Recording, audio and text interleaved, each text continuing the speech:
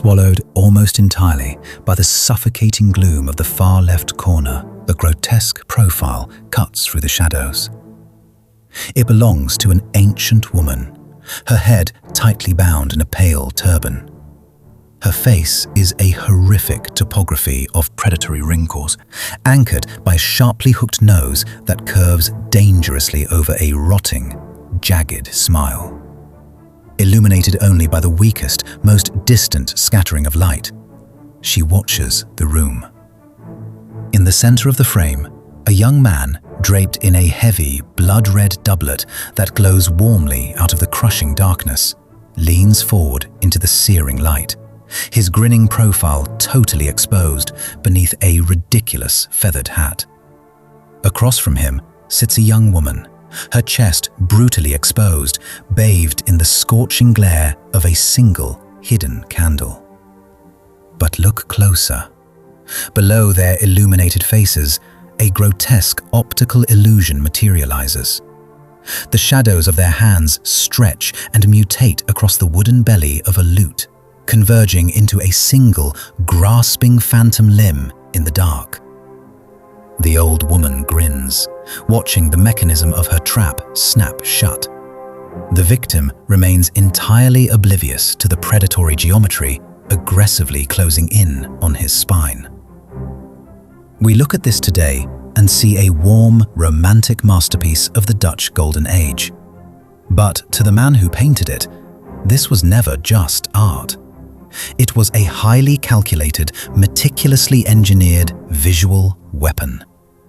Let me show you exactly how it was built. Physically speaking, this entire scene is confined to a flat oak board measuring exactly 28 by 41 inches.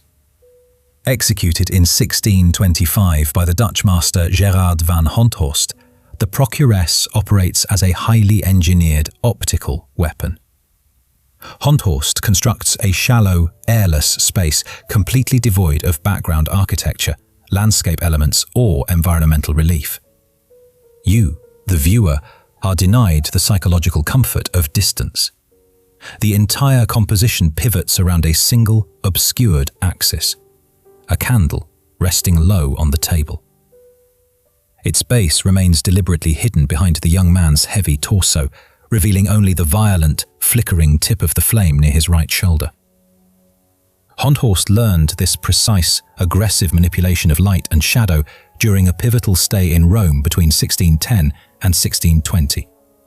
He absorbed the radical techniques of Caravaggio, mastering the mechanics of chiaroscuro to such an extreme degree that awe-struck Romans christened him Gerard of the Nights. In his hands, chiaroscuro transcends mere illumination. It functions as a structural bludgeon. He surgically employs dense shadow to violently enhance a subject's three-dimensionality, forcing the painted figures to occupy the exact physical space of the observer. Heavy applications of dark underpainting consume the outer edges of the frame, wrapping the central trio in an inescapable, suffocating void. The light source is trapped directly between the bodies, generating an intense, radiating optical heat that exposes the precise mechanics of the illicit transaction. The fire commands a strict visual hierarchy, directing the eye immediately to the illuminated flesh of the young woman on the right, exposing the primary arsenal she brings to the encounter. The light rakes across the young woman's face, exposing a highly calculated display of venal love.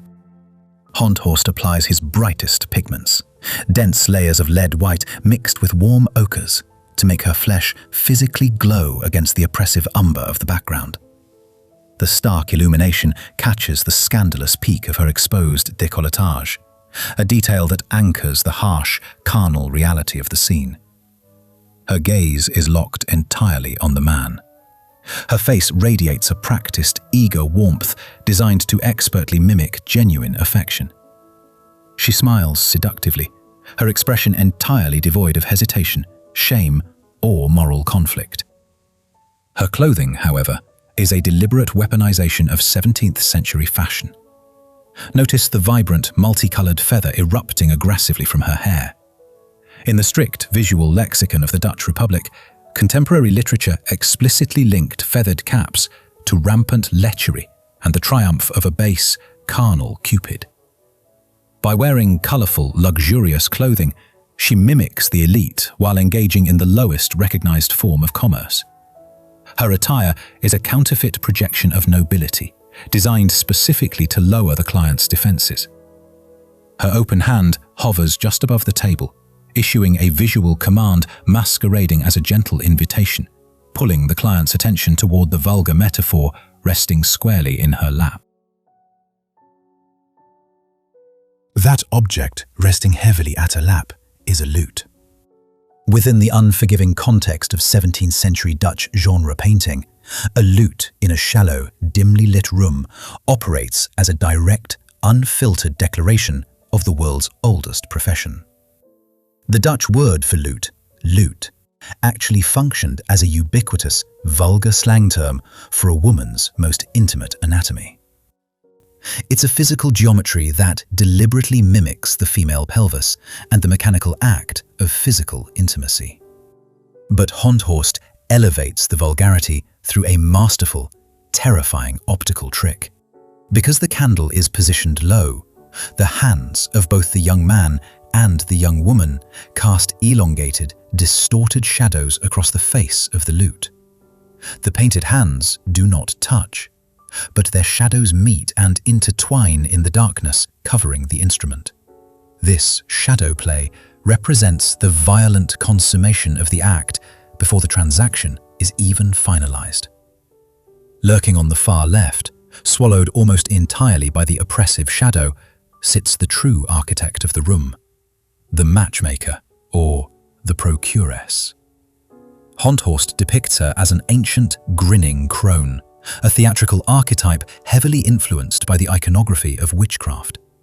In Dutch art, the Procuress operates as the physical manifestation of demonic influence, orchestrating the fall of men through the weaponization of female appeal. She looks directly past him, sharing a complicit, almost wicked smile with the young woman. She points a skeletal finger, a silent gesture confirming the successful deployment of her snare. The client sits there, believing his money makes him the predator. But he's just another foolish victim yielding to the trap the old crone has so masterfully laid. Notice how Honthorst frames this scene. It's brilliantly deceptive. We're drawn into the warm candlelight, captivated by this beautiful young woman draped in luxurious lace, seducing a rather naive, wealthy client. But frankly, the entire canvas is a massive, deliberate lie. If we dig into Amsterdam's actual 17th-century criminal records, we find a terrifyingly different story. What you see here is a complete erasure of historical reality. Honthorst paints eager, flawless women lounging in velvet, but the truth of the matter was brutally bleak. These weren't high-end seductresses. They were desperately poor women in rags, driven to the streets by sheer starvation. And those clients? They weren't your well-dressed gentlemen being subtly swindled to the sound of a lute. The trade was actually fueled by thousands of transient, often violent sailors flooding the squalid port cities. And whilst that illuminated skin looks medically flawless, it hides a much darker reality. Syphilis was absolutely ravaging Europe's lower classes at the time. What Honthorst is selling here is a carefully crafted, erotic myth. He gives his buyers the adrenaline of the criminal underworld, completely stripping away the blood, the disease, and the screams. But look, as artistic choices go, you can't really blame him. I mean, look at her. I'd probably be handing over my coin purse just as foolishly as our mate in the red feathers here.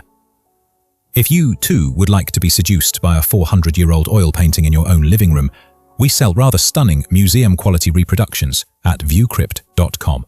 Link in the pinned comment. See you in the next one.